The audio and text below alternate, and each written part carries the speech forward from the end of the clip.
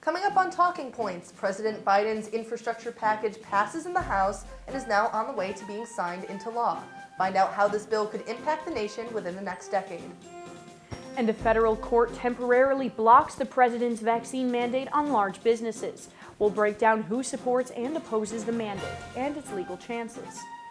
And citizens in Minneapolis have voted to reject getting rid of the city's police department. Find out what that means for policing Minneapolis and across the country. Talking Point starts right now.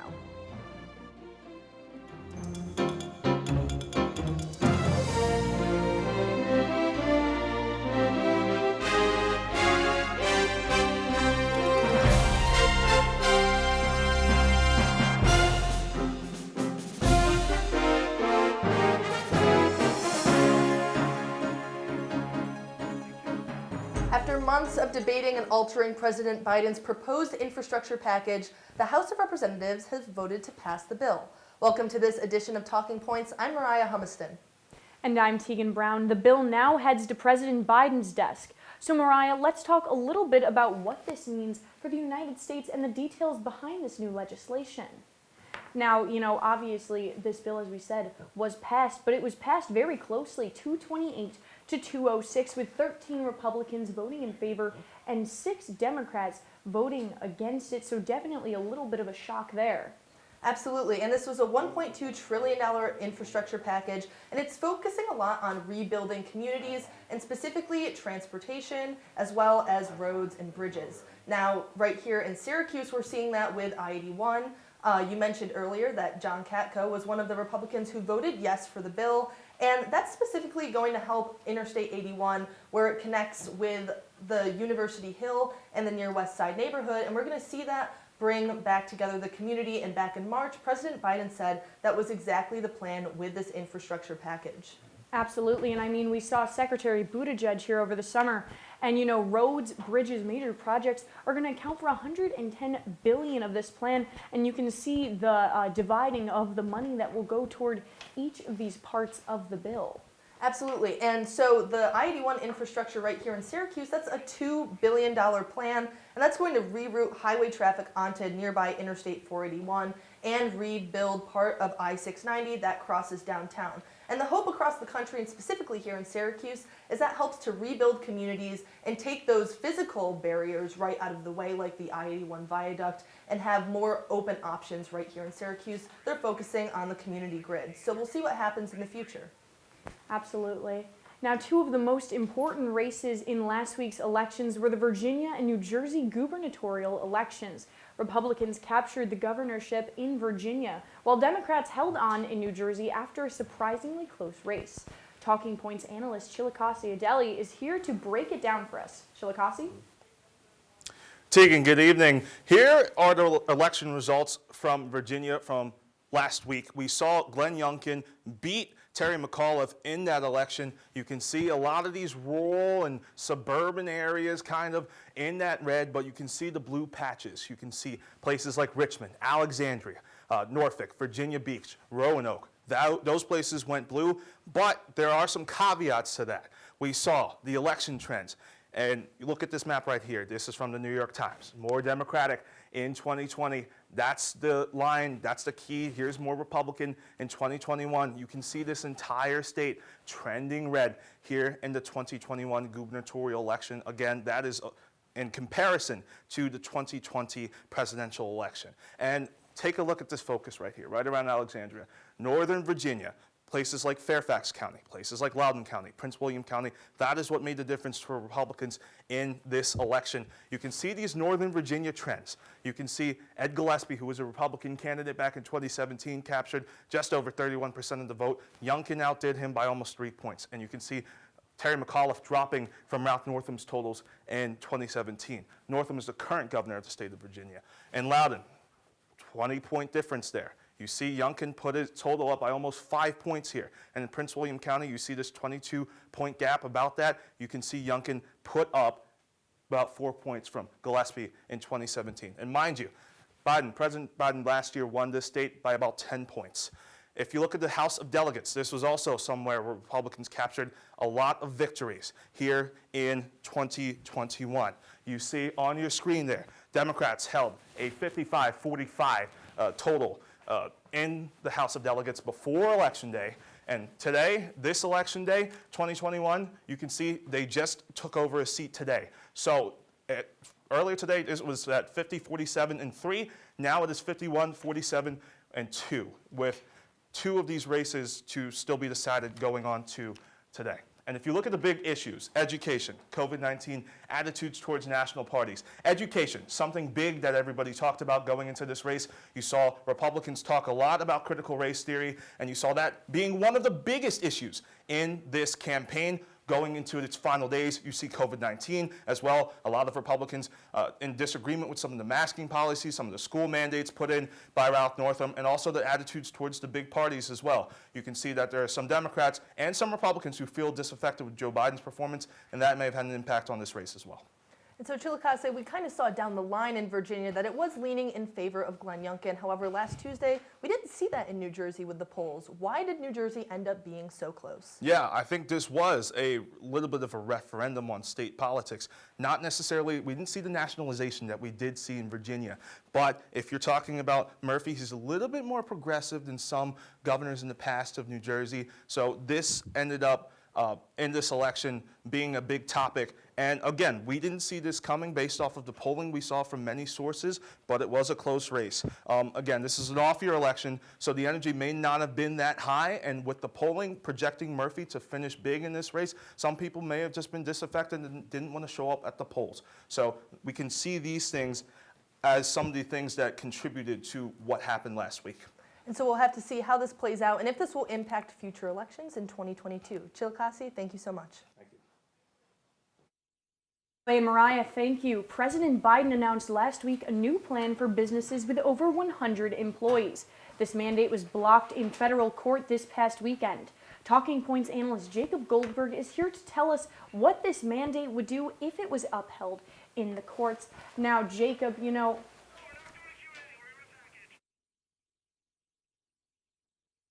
The Biden administration is continuing its mission of getting every eligible American vaccinated. The administration released last week a plan that affects companies with over 100 employees. Under this plan, the employers must choose whether their workers be fully vaccinated or undergo weekly testing within 30 days of the plan's publication. By January 4th, those businesses must implement the rule. The plan, titled the Emergency Temporary Standard, was requested by President Biden as a part of his September COVID-19 action plan. When asked about whether the plan will be effectively put into place, Deputy Press Secretary Karine Jean-Pierre said this. The administration clearly has the authority to protect workers, and actions announced by the president are designed to save lives and stop spread of COVID. The Occupational Safety and Health Administration, or OSHA for short, estimates that the rule will save thousands of lives and prevent more than 250,000 hospitalizations. Jean-Pierre also touched upon the OSHA data, saying this. We have tools at our disposal we know work. So these policies work. Boost vaccination rates, as we have seen, in short, and they protect workers and they save Americans' lives. The Biden administration said on Thursday that roughly 2/3 of the nation's private sector labor force will be affected by the plan. Part-time workers are included towards an employer's worker count. However, the remote workers will not be affected by this mandate. Now, Jacob, the federal court blocked this Biden administration mandate, saying that there was a constitutional issue with it. So what is the likelihood that this would be upheld in a legal battle? Yes, I talked about what would happen if it actually did get passed, but it's looking more and more likely like this is going to be blocked and it's, facing a lot of trouble getting passed. So what the people who are suing this legislature believe is that OSHA is going past their rights of what they're actually able to enforce legally, and they think that they're overstepping their boundaries. Right now, 10 Republican attorneys generals and 1 Democrat have sued the legislation, saying that it is not fair and that OSHA is overstepping their boundaries, that President Biden can't actually enforce this. And this is very important because it shows that it's not only Republicans. There are a few Democrats. So here's just a list of some of the states on the screen. You see Montana, Wyoming, North and South Dakota, Nebraska, Iowa. And then you have New Hampshire, the Democratic state. So just a few there. In total, there is 11. So, both parties kind of having trouble with this legislature. It'll be interesting to see if it gets passed. And yeah, we'll see if Biden's able to get this plan going. Jacob, thank you so much. Coming up on Talking Points, we will preview Ben Walsh's second term as mayor of Syracuse. Find out what his plans are for his next 4 years in office after the break.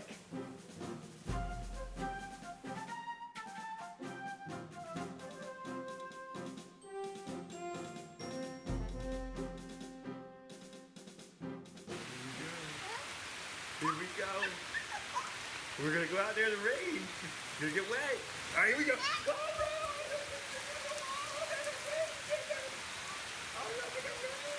okay, quick.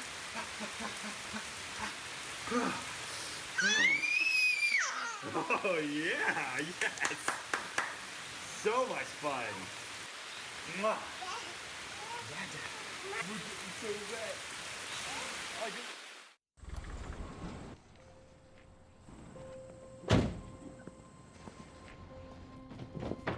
Dad, they took over my bedroom. Come on, come on.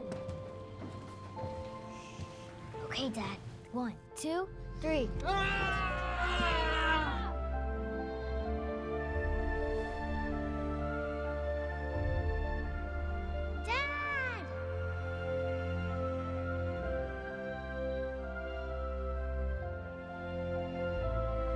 You saved me.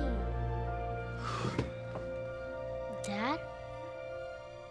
Are you okay? I'm fine, dear.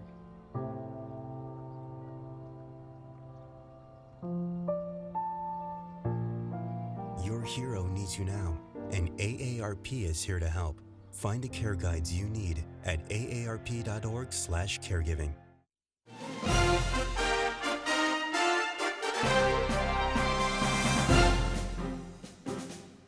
Welcome back to Talking Points. Syracuse Mayor Ben Walsh has been re-elected for a second term in office. Talking Points analyst Jake Morel is at City Hall in downtown Syracuse to preview what we can expect from Walsh's second term. Jake?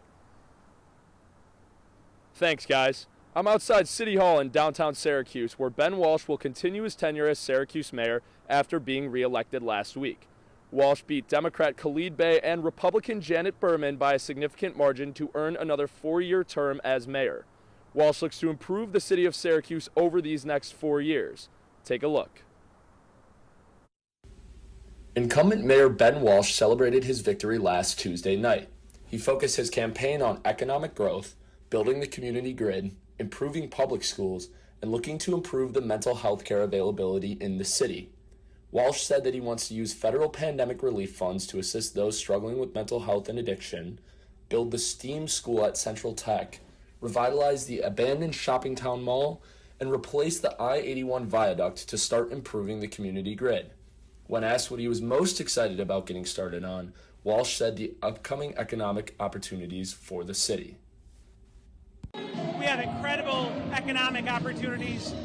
We have the right partnerships that are going to allow us to make sure that everyone in the city benefits from those opportunities. We're going to invest so much into our neighborhoods. We're going to build new homes. I just think that the sky is the limit. Walsh addressed the challenges that the city faced in his first term, including the pandemic, and praised the city's toughness while talking about his excitement for the future. We've been through a lot, but we've gotten through it, and we can continue to get through it if we stay together and continue to push this city forward. That's what I think the voters said tonight, and I heard them loud and clear, and I cannot wait to get back to work and just keep pushing this city forward.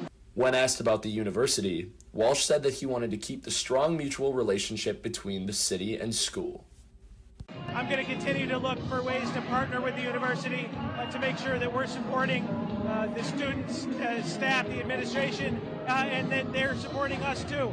Continue to work on his agenda of improving the city of Syracuse while looking to better days ahead in the next 4 years. Reporting live outside City Hall, I'm Jake Morel, CitrusTV. Moriah, back to you guys. Thanks, Jake. Onondaga County started handing out Pfizer vaccines to 5 to 11-year-olds this past weekend after the go-ahead from the CDC and the FDA. Talking Points analyst Olivia Maniscalco has more on where to get the shots and how many kids will be likely getting them here in Onondaga County. So, Olivia, now that most children can get vaccinated, what are the numbers like in Onondaga County, and how many children are expected to receive a shot in the near future? Yeah, so The numbers for the amount of parents that want to get their 5 to 11-year-old kids vaccinated are actually higher than anticipated. The Onondaga County Health Department did a survey with parents, and 54% say that they want their kids vaccinated as soon as possible. That being said, 82% say they do want to speak with their child's pediatrician first, just to be safe, and 73% would prefer to get them vaccinated at a pediatrician's office rather than a pharmacy or some kind of community clinic. But the numbers are looking high. They were anticipated to be around 30%, so 54 is much more than they thought. So the numbers here in Onondaga County are anticipated to being high, but we're seeing in other states that they're mandating children to get the vaccine. Is that something we could see here? Yeah, well, in California is the first state to mandate that kids get vaccinated from COVID, or 5 to 11-year-olds get vaccinated for COVID to go to school. But for now, that is looking unlikely in New York State because it is only authorized for emergency approval, and some Democrats have proposed a bill that says if the vaccine for 5 to 11-year-olds receives full approval, then 30 days out from that, states would have to get a vaccine plan for schools, and schools would have to require them. But that would only be if it's fully approved, and also the state assembly doesn't meet until January, which will be when that bill would be debated on. But many politicians in the state heavily oppose this kind of bill, so we will not know for a couple months whether or not that's going to happen. So for now, we're focusing on Onondaga County children getting vaccinated, and we'll see what the state says in January. Olivia Maniscalco, thank you. Coming up on Talking Points, Texas and New York are involved in separate federal lawsuits. Find out the details after the break.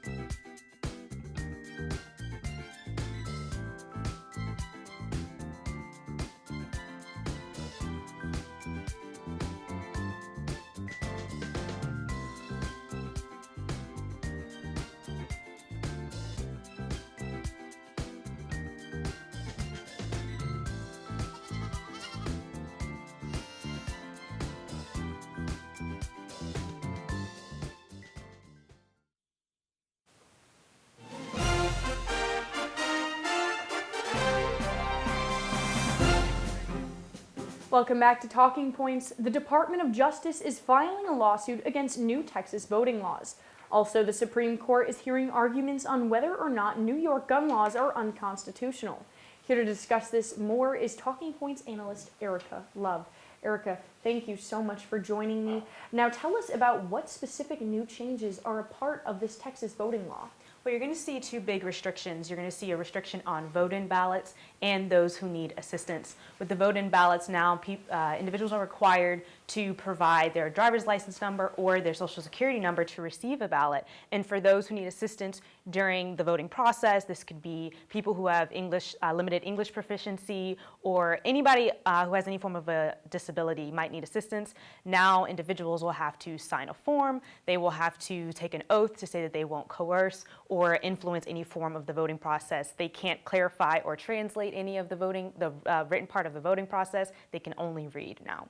And now you mentioned some of the issues that might be faced, but what would be the impact of this on voters? Well, Texas has currently 28% of voters who have any form of disability, whether it's mobility, visual, or any form of mental disability. And this has such a large impact on them, but also for those who choose to mail in ballots. They'll get an ID card or a number associated with an envelope, and this is particularly hard for elderly people in Texas because they then will have a difficult time possibly if they throw out an envelope or if they just don't remember the number after the fact. The Department of Justice says that this goes against the Federal Civil Rights Act and the Civil Rights Act of 1964. And, let's travel a little bit closer to home regarding these New York gun laws. What problems does the Supreme Court have with the current laws? Well, the Supreme Court says that New York State gun laws are too broad. This first originally started with two upstate New Yorkers. They petitioned to have an in-home arm at their house, but currently gun laws state that you need to have proper cause in which you need to use the arm for self-defense, whereas these particular people wanted to just use it, either for hunting or recreational use. How does this affect us right here in Syracuse? Well, currently, Syracuse has had 70 shootings so far in 2021. Governor Hochul believes that, people have gun rights, but that does not mean that you have the right to have a hidden gun. Supreme Court Justice Clarence Thomas has commented multiple times about this. He says that upstate New York is not Manhattan, even though this influences the entire state. So it's definitely an ongoing issue regarding what will happen. Ericka Love, thank you so much for joining us. Minneapolis voters rejected a proposal to replace the city's police force with a new Department of Public Safety. 56% voted to keep the city's police department. Here to break down what this means for Minneapolis going forward is Talking Points analyst Dominic Chiappone. Dominic? Thanks, guys. This past Tuesday, voters in Minneapolis voted on a crucial proposal that would have determined the future of their city police department. A lot was on the table for these voters, and they made their stance strong on Election Day. The city overwhelmingly did not approve of a proposal that would replace the Minneapolis Police Department with a brand new Department of Public Safety. If passed, the proposal would have dismantled the whole police department and replaced it entirely. The goal of this proposal was to dismantle deeply rooted racism within the city's police department. It was also designed to rebuild trust between Minneapolis police and the neighboring community, especially after the city became the main site for protests over racial inequality and the fight to end institutional racism within the police. Together we'll make a difference. Now, many voters did agree that change was needed when it came to policing. However, many felt that removing the police department entirely would increase crime and yet not do much to combat racism in Minneapolis. 56% of city voters voted no on the proposal by the end of election night, showcasing that completely defunding the police would not be welcomed in the city as of now. Now, while the proposal was rejected, Minnesota Governor Tim Walz stressed that bold, significant change is needed in order to combat the city's biggest problems. While our state ranks as one of the best places in the country for a white child to grow up, it often ranks as one of the worst for a child of color. As many Minnesotans welcome getting back to normal, we must acknowledge this and recognize that for too many, getting back to normal isn't good enough. The demand for police accountability and even a defund the police movement were inspired after the brutal death of George Floyd at the hands of Officer Derek Chauvin. Governor Walz said the symbol of horror and police brutality turned a mass movement following George Floyd's death.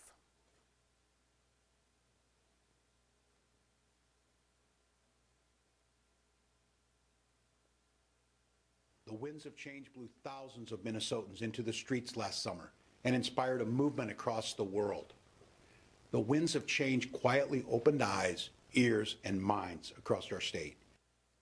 Now, while change is inevitable in Minneapolis, the real question is how that change will manifest. Election night, however, proved that saying no to police altogether was a big no to residents of Minneapolis. Teagan, back to you. Thank you, Dominic. Coming up on Talking Points, the Ahmaud Arbery trial continues and has begun in the state of Georgia. We will tell you after the break how many years in prison the defendants could face if they are convicted. Stay with us. I see you mobbing over her. Let's go. Let's mob. Let's crawl. Let's crawl. Let's crawl. Hey, yo, we mobbing. Come on, girl. Let's crawl. Hey, yo, let's crawl. Hey, yo, let's crawl. Hey, let's crawl. Hey, yo, let's crawl.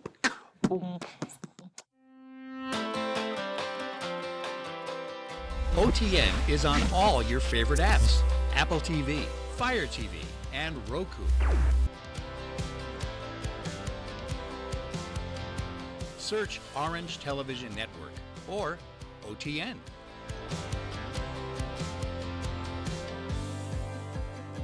OTN has its best shows, short films, and CitrusTV on demand. Family and friends can watch OTN too. Watch the live stream of OTN to catch live CitrusTV news, live from Studio B, and mornings on the Hill.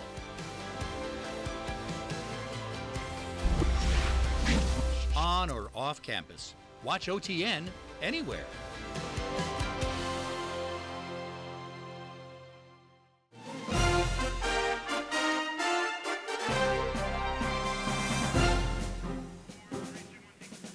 Welcome back to Talking Points. The trial in a murder of an unarmed black man has begun in Georgia. Ahmaud Arbery died last February due to gunshot wounds after being pursued by 3 people. Talking Points analyst Bond Photos joins us now with more. Thanks, guys. So, with the ongoing trial, what we're looking at is Gregory McMichaels, Travis McMichaels, his son, and William Bryan on trial for the murder of this individual. Now, the thing is, they were pursuing him because they believed that he was, in fact, robbing houses. But the defense is putting up the idea that they had the right to, because Georgia at that time had a very strong law in place known as citizen's arrest. Essentially, citizens stopping other citizens to hold them in the fact that maybe they had committed a crime, let's wait for authorities. However, the prosecution is saying that he hadn't committed any crimes, and thus they didn't have the ability to actually hold him, which is playing out in court right now. So, Bond, there's been some backlash following this incident. Now, what are the recent law changes in the state of Georgia? So the changes are specifically on the citizen's arrest. The fact is, citizen's arrest has allowed a lot of power to citizens that has caused a lot of controversy, especially in the fact that citizens are able to essentially hold each other at gunpoint. And that was taken out of the law completely by both bipartisan support and also federally.